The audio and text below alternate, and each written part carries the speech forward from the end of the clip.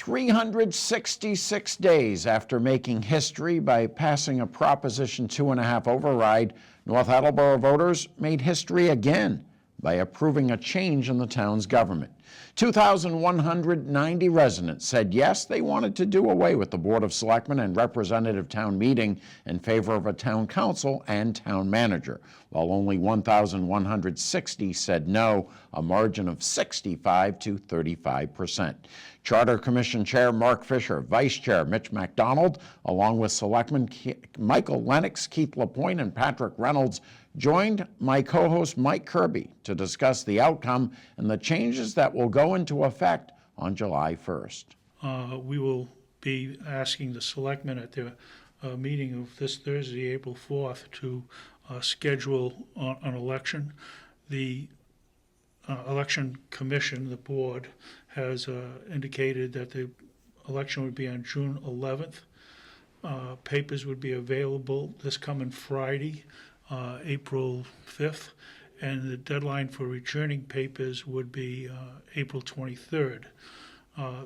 Obviously, the 9 town councilors will be on the ballot, as well as the 2 additional members of the Board of Public Works and the 2 additional members of the Electric Light Commission. So forth. A lot of, with government, it's the soft rather than the hard side with a lot of the analysis.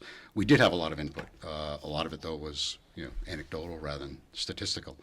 I know from my work, and several folks, when they watch national media, are very surprised to learn when you see a poll that says, the night before the 2016 election, when Hillary was ahead by 8%. A lot of folks don't realize that some of those Wall Street Journal, Marist, they're completing somewhere between 150 and 200 phone calls, and then projecting that over the entire population of the country.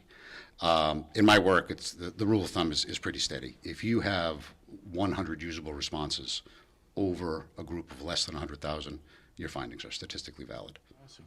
Yeah. Just a fantastic day in the that evolution of change that this town is experiencing. Just so happy for everything that's kind of gone on over the past few years, leading to this kind of forward momentum.